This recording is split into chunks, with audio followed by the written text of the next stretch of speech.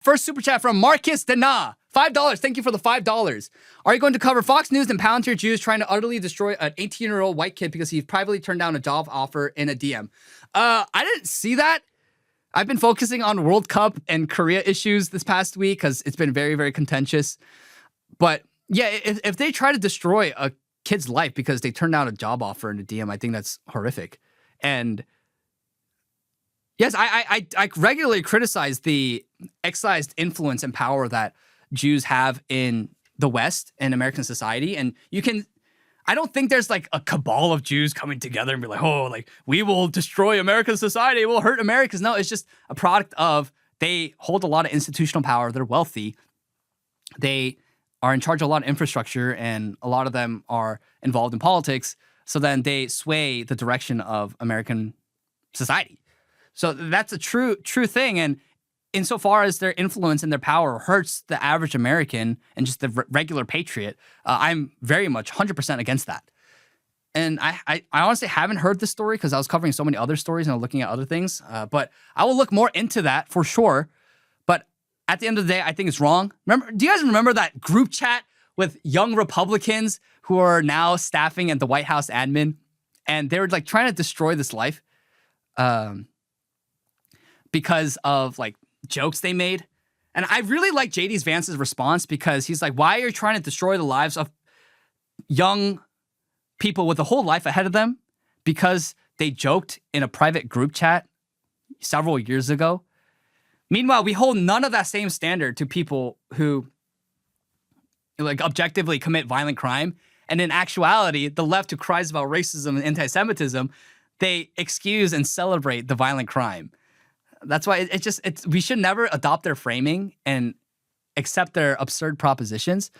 But this is the story. Okay, so Cornell student Austin Franco was doxxed by Jewish business leaders after explaining he didn't want to work for a Jew, claiming his experiences with Jews were not pleasant after an NYC startup he had applied to reached out to him 3 times. Wow. One of the co-founders, Gabe Einhorn, posted Franco's reply with his last name blocked down, and Franco was quickly identified. Wow. Einhorn said he did not want to ruin his life and wanted to raise awareness of anti-Semitism. Franco now deleted posts said that in his experience, Jews were tribalistic and vengeful, intended to ruin and bully others who opposed him. Franco stated, I'm not sure if you indicated you didn't want to work for someone who was white or Christian. This would have blown up. Claimed that the actions of the Einhorn Jewish community, posting his reply, doxing him, and then trying to investigate and uproot his personal life, vindicated his concerns that Jews do not work with others politely. Oh, wow, this went crazy. But how did I not see this? Okay, well, this is what Austin Franco said on X.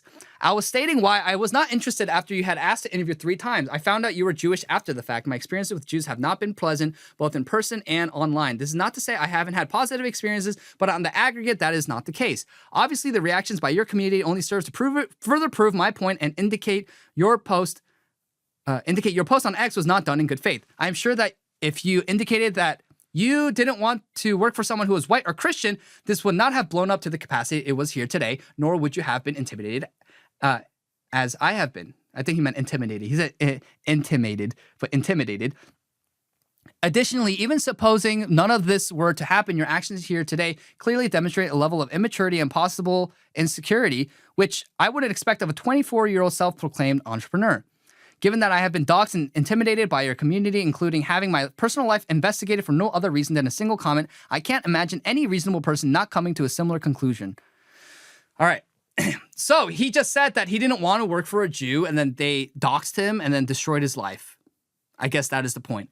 Here's the thing. I think this is like the same point with the black community where I call out the faults of the black community, but it doesn't mean that I haven't had positive experiences, but both online and in person, the reason why I speak out on the issues is because I've had very negative experiences. And that's why everyone has black fatigue, for example. And I think it's the same for Jews. When it comes to Jews, like in my personal experience, I've had positive experiences, but I know a lot of people have had negative experiences. And on top of that, Jews are very tribalistic. And in their point of view, that's a good thing. But for our point of view, if it comes at the disenfranchisement and the hurting the average person, yeah, it's bad. And that's the same thing in the black community where if, for example, Carmelo Anthony killed Austin Metcalf and it was murder. We all knew it was murder. and they rally behind him, give him $500,000 and excuse it. They even celebrate it just because he's black. Like, that level of tribalism is so really hurtful, and I would say demonic. And so in this case, like he said clearly, this guy Austin, all he said is that I don't want to work for a Jew. And it's like, okay, you might say that's hateful, but if someone said, I don't want to work for a white person, or I don't want to work for a Christian, no one would care. And that is the asymmetry that I talked about earlier, where people are getting really, really fed up. Because there is such a different standard for, you can hate white people, you can hate Christians, you can say all these nasty things about them with impunity.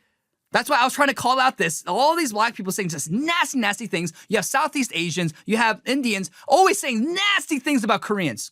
Just the most incredibly nasty things about Koreans. And I'm like, hey, look at what they're saying. This is actually insane. Why are we okay with this? Oh, it's because you hate them. You're a racist. You're a bigot. What?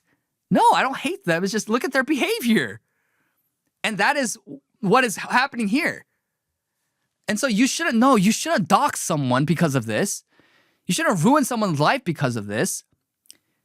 And this goes to show that, yes, a small vocal minority and an organized tribe is so much more powerful than just a mere majority who doesn't know what to do with their majority status. That is the goal. And for organized minorities, and that's how they effectuate so much change throughout the West and American society. And that's how Jews hold so much power and institutional power. That's just a reality. I don't hate Jews. I have to say that all the time because they're so sensitive. I remember I posted on Instagram that Jews are they're not the chosen people. The modern day Jews are not the chosen people of God. It is Christians. And the church doesn't replace Israel. The church is Israel. It's a continuation of Israel. So that, yes, God used the line of Judah and the Davidic line to bring about the Messiah. But now the promise of God's family and the kingdom of God is for every person, regardless of genealogy and ancestry. And so the chosen people of God are Christians. It's clear in the Bible. People are like, why do you hate Jews? I'm like, I don't hate Jews. That's just theologically true. But they will say you hate Jews and then they'll try to ruin your life over that. I think it is so unbelievable. Like, why are you doing this? I would never do this. I don't know. I just don't believe in ruining young people's lives just because of an off comment they said. Because the average person is making off comments like this all the time. But if they made it about white people or about Christians, no one would care. And then there's a hierarchy, right? Where if a white person says about a Korean, people will freak out. But then if a black person says about a Korean, no one cares. And then if a Korean says something bad about white people, no one cares. But then if a Korean says something bad about black people, someone cares. There's this really annoying inverted racial hierarchy that has formed in modern society. And everyone's sick of it. Everyone is so sick of it. Either hold the standard equally and fairly for all people, or stop being such a hateful, vengeful person. We have to move on from this. And so it's just really, really awful that this happened to this young man. And he also said, thank you for also $5 super chat. Even going after Austin's family, doxing his father in place of employment. They justify genocide, but the smallest slight towards them is the Holocaust. Yeah, that's just unacceptable. Why? Why go after a family? Why? What is the point of that? Seriously. And that's why the anti-Israel sentiment is so big on both the left and the right today. Because yes, Israel can kill a bunch of women and children in Gaza with impunity.